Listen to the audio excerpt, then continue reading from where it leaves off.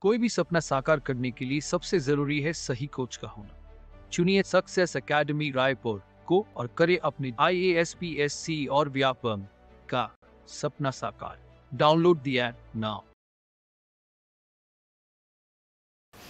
Hello friends, मैं धर्मेंद्र साहू, मेरे साथ छत्तीसगढ़ में आप पंचायती राज पढ़ रहे हैं। ठीक है, पंचायती राज में अभी भी हम क्या पढ़ रहे हैं कि अभी भी जो पंचायत के पदाधिकारी हैं उनका स्थान रिक्त होना, दैट मीन्स उनको हटाया जाना, पदाधिकारियों को हटाया जाना, चाहे वो मेंबर्स हों या फिर अध्यक्ष, उपाध्यक्ष, सरपंच, उप सरपंच, व्हाटएवर। ठीक है, तो इन लोगों को हटाने की प्रक्रिया जो है वो पढ़ रहे हैं। अब इसमें अगर मैं बात करूँ तो हमने मेजर चीज़ों को कवर कर लिया है, 5 में से 3 को। ठीक है, अविश्वास प्रस्ताव हो गया, उसको रिमूव करना हो गया है। ठीक है, नो कॉन्फिडेंस मोशन और हटाया जाना। ठीक है, इसके साथ साथ हमारा क्या हो चुका है, एक चीज और है, मैं भूल गया हूं। हाँ, ये है आपका रेजिग्नेशन, जो कि फर्स्ट में था। अब हम लोग बात करने वाले हैं, 2 चीजें और बची है। वो 2 चीजें हैं, एक तो सस्पेंशन और दूसरा चीज क्या है आपका ये राइट टू रिकॉल। ठीक है, तो राइट टू रिकॉल आपके लिए बहुत ज़्यादा इंपॉर्टेंट है अभी, जिसमें चेंजेस होने की बात चल रही है, इसी वजह से ये चीज़ें आपको क्वेश्चन में पूछे जा सकते हैं। ठीक है, तो सबसे पहले हम देख लेते हैं सस्पेंशन।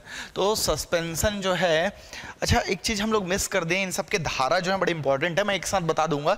ठीक है, जैसे कि पंचायत पदाधिकारी को हटाया जाना, सबसे पहले आप लिखो right to recall, RIGST to recall, right to recall, वापस बुलाने का अधिकार, वापस बुलाने का अधिकार।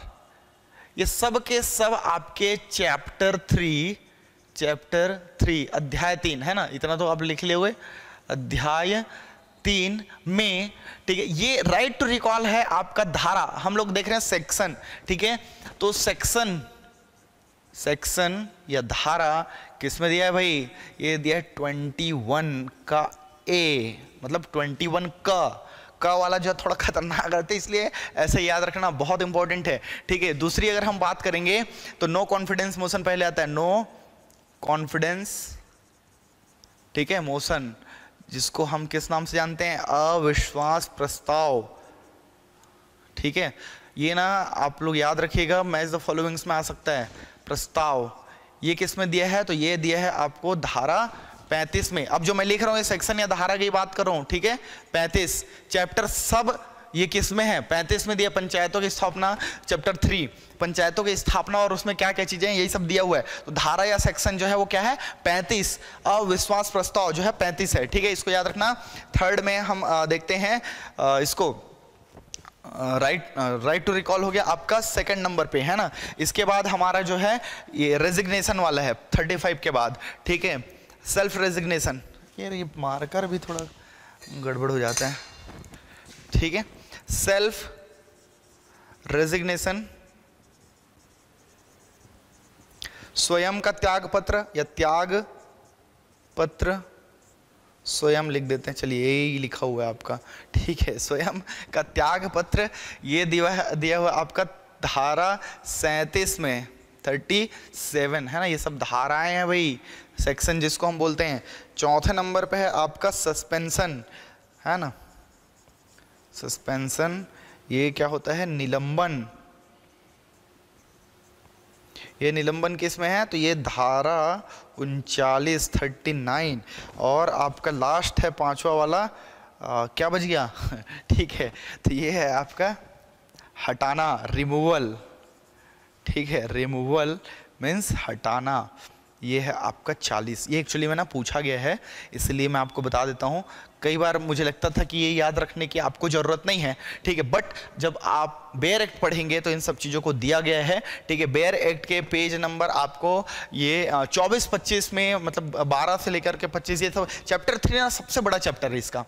हाँ, इसमें मैं आपको बता देता हूँ, ये तो पता ही है, मैं डिस्कस किया भी था कि भाई आपको 132 धाराएँ कुल, है ना, कितने, 15 चैप्टर, अध्याय और 4 अनुसूची, ये सब है इसमें ना, 4 अनुसूची हैं। क्या चीज, 132 धाराएं कुल 132 हैं, 15 अध्याय हैं, और 4 अनुसूचियां, ये भी पूछ लिया गया है, इसीलिए इसको याद रखना भाई। अभी तक तो मैं धारा बता, अब चैप्टर 3 में भी दिया है, ये भी पूछ ले तो कौन से चैप्टर में दिया कोई भरोसा नहीं है, ठीक है, कुछ भी पूछते रहता है आजकल, इसी वजह से इसको याद रखना। राइट टू रिकॉल किस में है, तो सबके सब चैप्टर 3 में ही है ना, इसलिए मैंने चैप्टर 3 करके एक साथ दे दिया। पंचायतों की स्थापना, ये टाइटल है चैप्टर का, मतलब अध्याय का नाम पंचायतों की स्थापना के अंतर्गत ये सारी चीजें दी गई है, जिसमें राइट टू रिकॉल या वापस बुलाने का अधिकार 21A, ये बाद में डाला गया था ना, इसलिए 21A, ठीक है, 21A। और नो कॉन्फिडेंस मोशन की अगर बात करें, जो आपका अविश्वास प्रस्ताव है, यह है धारा 35 में। और स्वयं का त्याग पत्र, सेल्फ रेजिग्नेशन, जो कोई भी कर सकता है, ये 37 में है, सस्पेंशन 39 में है, रिमूवल 40 में है। तो ये रिमूवल देख लिए, सस्पेंशन देखना है, स्वयं त्याग पत्र देख लिए, अविश्वास प्रस्ताव देख लिए, अब क्या बचा, राइट टू रिकॉल। मैं इसको जानबूझ के बाद में पढ़ा रहा हूँ ताकि इसको याद रखना है आपको, और चीजें ईजी है, इन सब चीजों को समझ गया ना तो ईजी हो गया। और ये क्या है, ये अभी हॉट टॉपिक भी है, प्लस आपका अभी ये हटाए जाने की बात इस पे कही गई है। तो इसीलिए अब देखो सस्पेंशन में क्या है, एकदम सिंपल सी बात है, रिमूवल में हटाना, मतलब ये पावर को क्या कर सकता है, उसको यूज करके उसको हटा सकता है, लेकिन इसके लिए एक पर्टिकुलर कारण है, ठीक है, एक पर्टिकुलर कारण है। यहां पे भी बिना कारण के नहीं किया जाएगा। सस्पेंशन जो है, सस्पेंशन, ठीक है, याद रखना इसका निलंबन। निलंबन क्या होता है, एक सस्पेंड करना, भाई टेम्पररी उसको हटा रहे हैं, परमानेंट नहीं है। यहां पे हटाना रिमूवल मतलब परमानेंट हट गया, अब दोबारा आएगा ही नहीं वो, याद रखना। लेकिन जब सस्पेंशन होता है, किसी को सस्पेंड किया जाता है, तो हम टेम्पररी उसको काम करने से रोक देते हैं, लेकिन वो पोस्ट में बना रहता है, याद रखिएगा, वो पोस्ट में बना रहता है, लेकिन उसको काम करने से रोक दिया जाता है, उसकी पावर और पोजीशन जो है वो छिन जाती है, दैट मींस उसका वो लिया जाता है, उसको हटाते नहीं है भाई। लेकिन ये क्या है, ये टेम्पररी है, temporary removal, that is called suspension, है ना। इतना तो आप लोग को समझ में आता ही होगा, बहुत सारे पिक्चर वगैरह देखते रहते हैं ना, आपको सस्पेंड किया जाता है, मतलब उसको नौकरी से नहीं निकाल रहे हैं भाई, वो रहता है लेकिन वो काम नहीं कर पाएगा ऑफिशियली।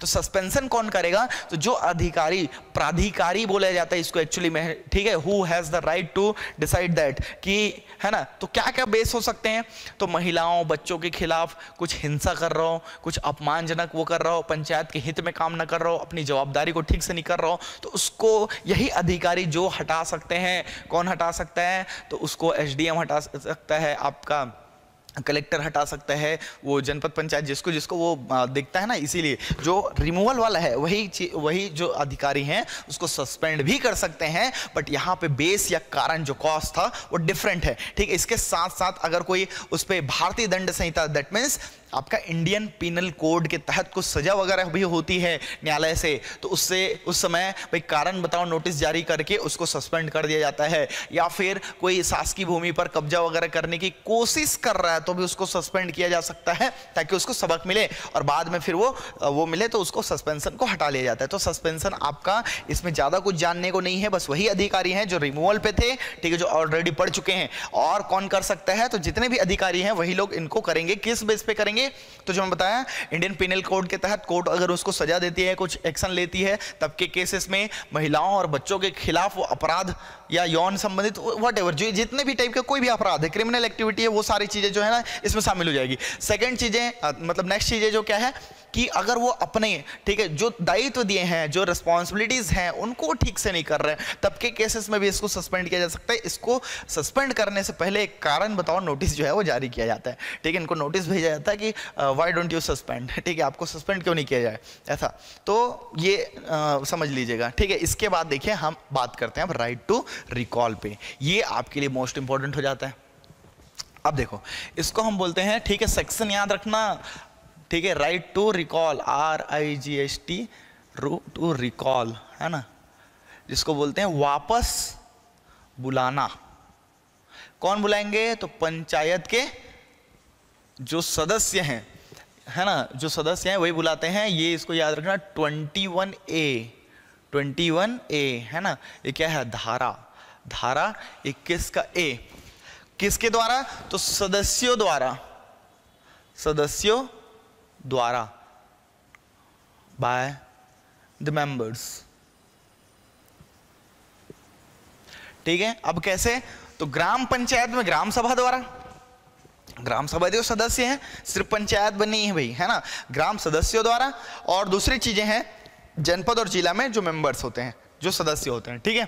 अब देखो ये क्या चीज होता है, कब हटाया माना जाएगा? तो जैसे ही ये लोग अगर राइट टू रिकॉल होता है और 50% से ज्यादा वोट मिल जाती है, 50% प्लस 1 वोट, ठीक है, तो यहां पर वोटिंग होती है। देखो वोटिंग होगी, वोटिंग में 50% प्लस 1 वोट, ये इस चीज को समझना। लोग ना इसमें गलती करते हैं यार, ठीक है। कैसे गलती करते हैं? तो भाई ये 51% लेंगे या 50% से ज्यादा लेंगे, तो 50% से ज्यादा कितना? 51% भी तो ज्यादा है, 100% भी ज्यादा ही है, 75% भी ज्यादा है, तो ऐसा नहीं। बहुमत इसको बोलते हैं, बहुमत, मेजॉरिटी, ठीक है। बहुमत या मेजॉरिटी क्या होता है? तो majority is called 50% plus 1 vote, that is called majority, है ना। 50% है आपके पास और 1 वोट एक्स्ट्रा है, वो मेजॉरिटी में हो, बहुमत में हो, ठीक है। जैसे कोई भी सीट में 200 है, तो 200 है तो 50% उसका क्या होता है? 100, और 1 वोट मतलब 101 वोट आपके पास है, तो आप मेजॉरिटी में हो। लेकिन इसी को 51% करोगे तो 200 का 1% 2 होता है, मतलब आपके पास 102 होना चाहिए, तो परसेंट नहीं, 50%। 500 है कहीं का, तो 500 का आधा कितना होगा? 250, और प्लस 1 वोट मतलब 251। लेकिन इसी को 51% ले लोगे, 51% अगर मेजॉरिटी बोलोगे तो 51%, 500 का 1% 5 होते हैं, तो 250 प्लस 5 255 हो जाता है, जबकि 255 की जरूरत नहीं है, सिर्फ 251 की जरूरत है। चीजों को समझिएगा, 50% plus 1 is called, plus 1 vote is called क्या? मेजॉरिटी, या फिर इसी को हम बहुमत के नाम से जानते हैं। अगर वोटिंग हुई और इतना वोट उसको मिल जाता है तो तत्काल प्रभाव से इमीडिएटली उसको वापस बुला लिया गया, ऐसा माना जाता है। दैट मींस फिर से अपने पोस्ट से हटा दिया जाएगा। किसके द्वारा? इस बार सदस्यों द्वारा, मतलब जो वोटर्स हैं उसके द्वारा, ठीक है। यहाँ पर सदस्य लोग जो हैं, ग्राम सभा में जो है सदस्य लोग, वही लोग वोट देते हैं। तो ग्राम सभा में, दैट मींस आपकी, मैं ग्राम पंचायत की बात कर रहा हूं, तो सरपंच या उप सरपंच को आपको हटाने के लिए ग्राम सभा के जो सदस्य होंगे उनका हाथ है, जबकि जिला और जनपद पंचायत में उनके सदस्यों द्वारा। लेकिन इसको चीजों को समझिए, यहाँ पे फिर जैसे अविश्वास प्रस्ताव हुआ था ना, वहां पे वैसा टाइप का है। लेकिन जब अगर हम बात करते हैं नो कॉन्फिडेंस मोशन की, वहां पे 75% वोट मायने रखता है। लेकिन यहां पर क्या है? राइट टू रिकॉल पे सिर्फ 51% जो है वो 51 प्लस 1% जो वोट है, ये इनको हटा लिया जाता है। और यहां पर ध्यान दीजिएगा, यहां पर 1/3 मेंबर, ठीक है, 1/3 मेंबर्स, ठीक है, जो अथॉरिटी है, अथॉरिटी को क्या करेंगे? आपका सूचना देंगे, इंफॉर्मेशन देंगे, किसको? टू रिकॉग्नाइज्ड जो ऑफिसर्स हैं। और कौन कौन है भाई? तो आपको भी पता है कि किसको देंगे? एसडीएम को। किसके लिए? तो सरपंच और उप सरपंच के लिए। और जिला पंचायत, जनपद पंचायत के लिए किसको दोगे? तो ये देंगे किसको? आपको, ठीक है, कलेक्टर को देंगे। और उसके बाद अगर जिला पंचायत का है, जनपद में कलेक्टर को या अतिरिक्त कलेक्टर को। अगर वही चीजें जिला पंचायत का है तो किसको दिया जाएगा? ये सीधा सीधा डायरेक्टर को दिया जाता है, पंचायत को, ठीक है। इसमें क्या होती है? देखो, इसमें ना ये वोटिंग का प्रोसीजर था, ये वोटिंग का प्रोसीजर था। इसको राज्य सरकार जो है वो सूचना देती है, विधानसभा में चीज़ों को उठाया जाता है अगर बड़े लेवल पे है, नहीं तो सिर्फ जैसे अविश्वास प्रस्ताव है वैसे ये भी होती है, ये सेम वोटिंग होता है लगभग। लेकिन इसको राइट टू रिकॉल बोला जाता है, वापस बुलाने का अधिकार। ये सीधा सीधा जनता को जो निर्वाचित करते हैं उन्हीं को ही हटाने का अधिकार दिया गया था। तो इसमें क्या होते हैं? इसमें चुनाव आयोग का रोल आ जाता है, मतलब चुनाव आयोग के तहत ये कार्यवाही की जाती है। उसमें ये सारी चीज़ें वोटिंग की या बूथ बनाई जाएगी और वहाँ पर वोट दिया जाता है। तो ग्राम सभा और इसके लोग जो वोट दिए रहते हैं वो लोग शामिल होते हैं, बस रिकॉल में इतना ही फर्क है, ठीक है। लेकिन जब इसको आप बेयर एक्ट में पढ़े हो तो इसमें साफ साफ सदस्य दिया हुआ है। तो अगर आप बेयर एक्ट के अकॉर्डिंग जाएंगे, क्योंकि ग्राम पंचायत में तो सदस्य दे दिया है, लेकिन ठीक है, ग्राम पंचायत में अगर मैं राइट टू रिकॉल की बात करूं तो सिर्फ किसमें अवेलेबल है? तो ग्राम पंचायत अभी, ठीक है, ग्राम पंचायत के लिए है। लेकिन जिला और जनपद के बारे में बात नहीं करता, ठीक है, ग्राम पंचायत में बोला जाता है। इसके सदस्यों द्वारा बोला गया है। तो सदस्य कौन है? जो मेंबर्स हैं वो कौन है? मेंबर्स, यही तो ग्राम सभा है, ग्राम सभा है। ये ग्राम सभा आप लोग समझ गए। और इसके सदस्य कौन होते हैं? जितने ग्राम पंचायत के अंतर्गत जितने गांव हैं उन सब के जिनका नाम वोटर लिस्ट में शामिल है, वही लोग तो वोट करके इनको पंच और सरपंच बनाते हैं। तो वही लोग वोट करके इसको क्या कर सकते हैं? इसको वापस बुलाया जा सकता है, इसको रिकॉल किया जा सकता है, रिकॉल, ठीक है, दैट मीन्स वापस बुलाया जा सकता है। तो वापस बुलाने के लिए क्या करेंगे? पूरे के पूरे लोग जो है वोटिंग करेंगे, ठीक है। यहाँ पे क्या होती है? वोटिंग होती है। कैसी होगी? तो गुप्त मतदान होगी, ठीक है। गुप्त मतदान को याद रखना, मतलब सिक्योर वोटिंग होगी, और इसमें 50% प्लस 1 वोट अगर मिल जाता है तो ये क्या होगा, इसको तत्काल प्रभाव से, इमीडिएटली, ठीक है, इमीडिएट अफेक्ट से क्या हो जाएगा, रिमूव, ये इसको हटा हुआ मान लिया जाएगा। ठीक है, तो ये सिर्फ ग्राम पंचायत और इस पे किया गया था, अभी जनपद और जिला में नहीं था। क्यों नहीं था? क्योंकि इस पे बेयर एक्ट पे आपको नहीं दिया गया है। ठीक है, लेकिन इन सब चीज़ों को इंप्लीमेंट करने की कोशिश जारी थी, बीच बीच में एक दो जगह पर लाया भी गया था। ठीक है, नगरीय निकाय में भी लाया गया था, लेकिन जनपद और जिला में एक भी केस देखने को नहीं मिलता। और मैं बता दूं, ये बेयर एक्ट में नहीं दिया है, सीधा सीधा ग्राम पंचायत की बात की जाती है, लेकिन वो ये बताता है कि इसमें सदस्यों द्वारा होगा, न कि आपके इसके द्वारा। तो जनपद और जिला में भी सदस्यों की बात करता है, इस चीज को नोटिस करना। ठीक है, मैं साफ साफ आपको बता देता हूं कि जो 30 कौन सा हम लोग देख रहे हैं, राइट टू रिकॉल 21 का ए, ठीक है, इसमें साफ साफ लिखा हुआ है। मैं एक लेके आया ही था क्योंकि इसमें कंफ्यूजन होता है। देखो बहुत सारे हैं। अगर ये बेयर एक्ट की मैं बात करूं तो इलाहाबाद पब्लिकेशन की बेयर एक्ट होती है, ठीक है, जिसमें छत्तीसगढ़ पंचायती राज अधिनियम, ठीक है, 1993, ये साफ साफ लिखा हुआ है इसमें। ये हमारा बेयर एक्ट की किताब है, ये ऑथेंटिक सोर्स है आपका, क्योंकि ये विधानसभा द्वारा बनाया गया है और ये पूरे के पूरे रूल, ठीक है, ये सारी चीजें जैसे इंडियन कॉन्स्टिट्यूशन है वैसे ही ये रूल आपको मिलते हैं, मार्केट में अवेलेबल है, चाहे तो आप कर सकते हैं, लेकिन उसमें कानूनन टर्म्स जो है वो ज्यादा है, इसमें आपको छांटना पड़ेगा। इसमें साफ साफ लिखा है, ठीक है, कि कुल सदस्य के आधे से अधिक सदस्य के बहुमत द्वारा गुप्त मतदान से वापस बुलाया जा सकता है। यही चीजें आपके लिए मोस्ट इंपॉर्टेंट है। ठीक है, the total number of members, ठीक है, constituting the gram sabha within the gram panchayat in accordance with the procedure as may be prescribed. क्या है वो प्रिस्क्रिप्शन? तो every sarpanch of gram panchayat shall forthwith, ठीक है, be deemed to have the vacant his office if he is recalled through a secret ballot। ठीक है, मतलब ये गुप्त मतदान है, secret ballot की बात कर रहे हैं। ठीक है, इसको याद रखना, by a majority और more than half, ठीक है, more than half of the members. तो यही आपके लिए इंपॉर्टेंट हो जाता है। यहां पर सीधा सीधा किसकी बात कही गई है? सदस्यों की बात कही गई है। इसमें तीनों सेक्शन के बारे में बताया ही नहीं गया है, इसी वजह से याद रखना, इसको जिला और जनपद पंचायत में अभी देखने को नहीं मिला है। यही आपके लिए इंपॉर्टेंट है। और क्या याद रखना है आपको कि 50% प्लस 1 मेंबर आपको चाहिए, मतलब मेजोरिटी चाहिए। और मेजोरिटी किसको बोलते हैं? 50% प्लस 1। 51% को बिल्कुल नहीं बोलते भाई। ठीक है, और क्या होगा? इसको वापस बुलाने के लिए, मतलब रिकॉल करने के लिए आपको 1/3 मेंबर, ठीक है, इन्फॉर्म करेंगे। पहली बात तो जो अपीली अथॉरिटी होती है वो कलेक्टर होती है, और कलेक्टर होता है एक्चुअली में, है ना, अपीली अथॉरिटी, जिसको अपील कर सकते हैं। अगर राइट टू रिकॉल से किसी को भी बाहर किया जा सकता है, सदस्यता भी रद्द हो जाती है। बताया था तीनों के लिए होता है, पंच, सरपंच और उप सरपंच के लिए।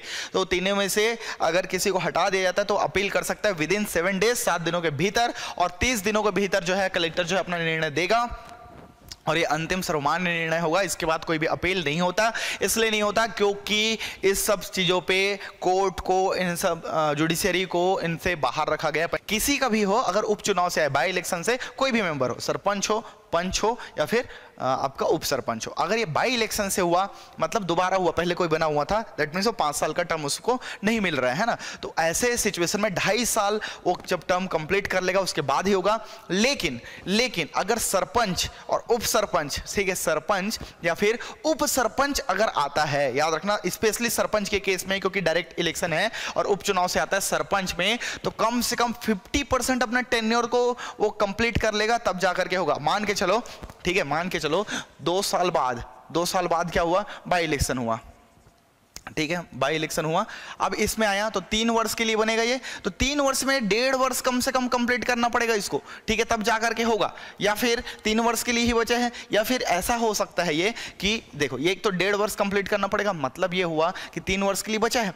या तो फिर 5 साल में, अभी कितना हुआ? 2 साल ही निकला है, तो 2 साल प्लस 1.5, दैट मीन्स ये 3.5 ईयर कंप्लीट कर लेगा, तब होगा। तो ये चीज़ों को नहीं बताती, चीज़ों को ये बोलता है कि भाई अपनी आधी अवधि होने के बाद ही कम से कम, ठीक है, तो जो इसमें से ज्यादा हो, दैट मीन्स 2.5 साल तो इसके लिए दिया हुआ है। ठीक है, लेकिन अगर वो सरपंच स्पेशली आया है तो उसको क्या बेनिफिट मिलेगा कि कम से कम वो अपने आधा टेन्योर जब तक पूरा नहीं करेगा तब तक उसको नहीं हटाया जा सकता। 2.5 वर्ष वाला जो टेन्योर है वो तो कॉमन है ही कि भाई उपचुनाव से होकर के आया तो 2.5 साल उसको देना है। लेकिन अगर सरपंच है, उपचुनाव में स्पेशली सरपंच है, तो कम से कम वो आधा टेन्योर को कंप्लीट करेगा, दैट मीन्स वो 3.5 साल बाद ही उसको लाया जा सकता है right to recall. Most important है, ये सारी चीजें क्लियर हो गई होंगे, ठीक है। तो ये अब हम देखते हैं पंचायत कमिटीज, ठीक है।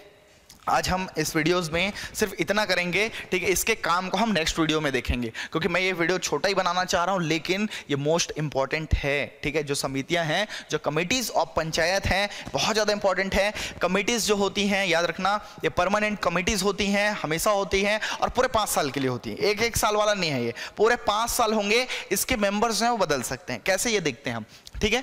अब देखो, पंचायत कमिटीज में 2 हैं अलग अलग, एक ग्राम पंचायत के लेवल के अलग है और जिला और जनपद के अलग है, ठीक है। ग्राम पंचायत में मेनली 5 वर्किंग कमिटीज हैं जो काम करती हैं, और यहां पर, ठीक है, यहां पर कहते हैं 7 वर्किंग कमिटीज हैं। इससे बढ़ाया भी जा सकता है। कौन बढ़ाएगा? तो कलेक्टर के परमिशन से इन सब कमिटीज को बढ़ाया जा सकता है, याद रखना, ठीक है। अगर इनको लगता है कि काम नहीं हो पा रहे हैं, ये आपके लिए इंपॉर्टेंट है।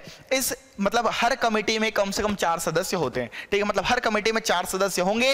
एक SC ST या OBC का आरक्षित वर्ग का होना जरूरी है, जनरल वाले में भी, और कम से कम एक महिला। दैट मीन्स याद रखना, किसी भी में, ठीक है, 1 फीमेल, ठीक है, इन 1 रिजर्व्ड।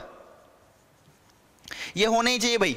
आप लोग 4 है ना, 4 मेंबर की कमेटी होगी, 4 मेंबर की कमेटी होगी, जिसमें से, ठीक है, एक फीमेल ST ले लिए तो क्राइटेरिया पूरा हो जाएगा भाई। ऐसा नहीं है कि नहीं होगा, ST भी आ गए और फीमेल भी आ गए, ऐसा क्राइटेरिया पूरा किया जा सकता है। दैट मीन्स ये मिनिमम क्राइटेरिया कि 4 मेंबर में आपका एक SC ST या रिजर्व्ड, OBC में भी रिजर्व में दिया गया है, जिसमें जनरल में अगर 50% से कम हो SC ST का, तो वहां पर OBC के लिए 25% रिजर्वेशन है, तो उसमें OBC को भी शामिल किया जाएगा। अदरवाइज शेड्यूल एरिया है तो उसमें SC ST होंगे, और महिलाएं भी होना जरूरी है हर कमेटी में।